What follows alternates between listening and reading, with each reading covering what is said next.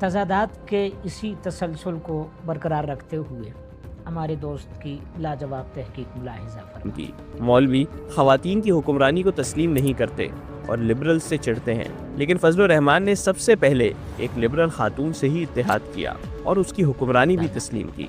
मौलाना मेरे की ख्याल यही में डॉक्यूमेंट्री का, तजादात से भरपूर डॉक्यूमेंट्री का सबसे कमज़ोर हिस्सा यही है।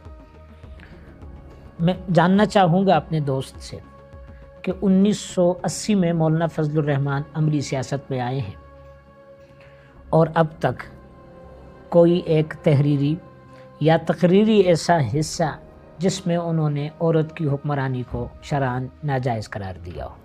यह मेरा उनसे इस्तिफसार है और एक ख़ास तनाजुर में है। औरत की हुक्मरानी एक सवाल या निशान ज़रूर है, और मैं अगरचे ये एक इल्मी और फ़िक़ही मसला है, लेकिन अपने दोस्त के फ़हम के लिए मैं कोशिश करूँगा कि इसको अपने अंदाज़ में शायद कि उतर जाए, तेरे दिल में मेरी बात कह कर डिलीवर कर सकूँ।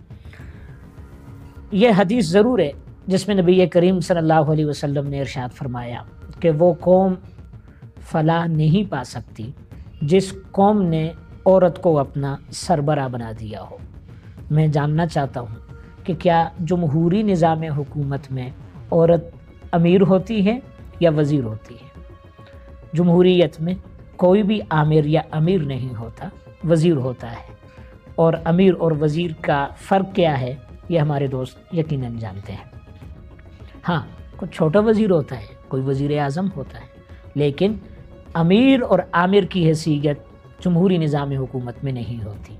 तो ये मेरे दोस्त और उनके अलावा भी बहुत से करम फरमा, कहीं पढ़े लिखे लोग भी, मजहबी दानिश से ताल्लुक़ रखने वाले लोग भी इस हदीस को जमहूरी निज़ाम पर जब उसका इंतबाक करते हैं तो ये प्रॉब्लम उनके सामने भी रूनुमा होती है, पेश आती है।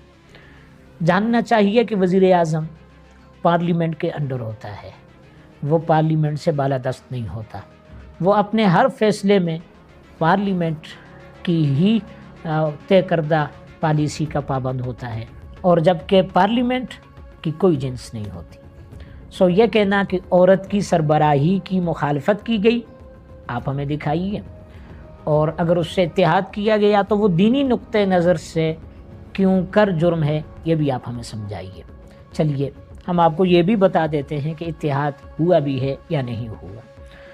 मौलाना MRD की तहरीक के दौरान सियासी और जमहूरी माहौल की बहाली के लिए MRD के सेक्रेटरी जनरल थे। वो इत्तेहाद ऐसा ही था कि जैसे घर पर कोई काबिज़ मुसल्लत हो जाए तो मर्द और औरत मिलकर उस कब्ज़े को छुड़ाने की कोशिश करते हैं। इस मौके पे ये बहस उठाना कि घर के कब्ज़ा छुड़ाने की जिद्दोजहद में औरत क्यों शरीक है, अजीब दानिश कहलाएगी। लेकिन जब मौलाना उनके हुकूमत के दौरानियों को झीलते हैं तो वहाँ मंजरनामा क्या होता है।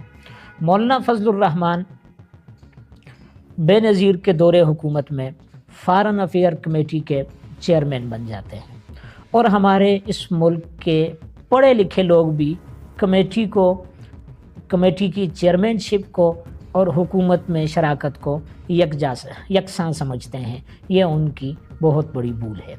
कमेटी का चेयरमैन ये पार्लियामेंट की कमेटी का चेयरमैन होता है, हुकूमत की किसी भी मनसब या ओहदे पर फाइज नहीं होता।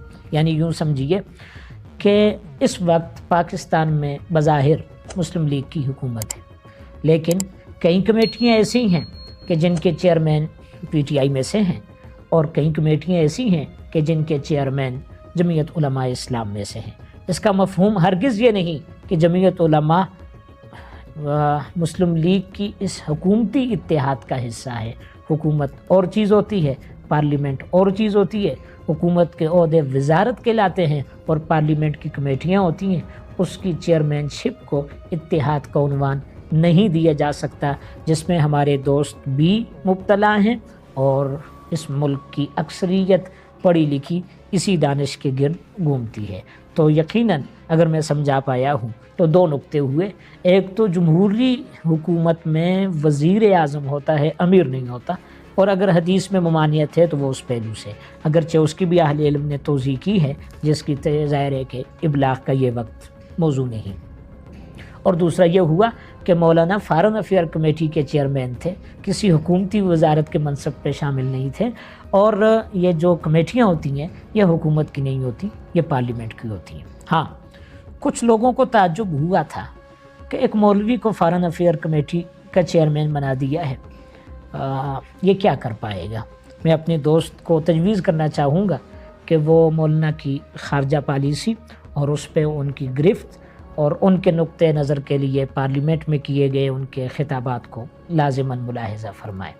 مولانا کی اس شخصیت میں ہمیں امام انقلاب مولانا عبید اللہ سندھی کی وہ جھلک نظر آتی ہے جو 1924 میں انہوں نے ایشیاٹک فیڈریشن کے ایک فارمولے کے طور پہ پیش کی، جہاں ایک مولوی 1924 میں پہنچا تھا اور ایشیا کی بالادستی کے لیے یہاں کی وحدت کی بات کرتا تھا۔ سی پیک کے ذریعے آکسفورڈ پلٹ لوگ 100 سال بعد وہاں پہنچے۔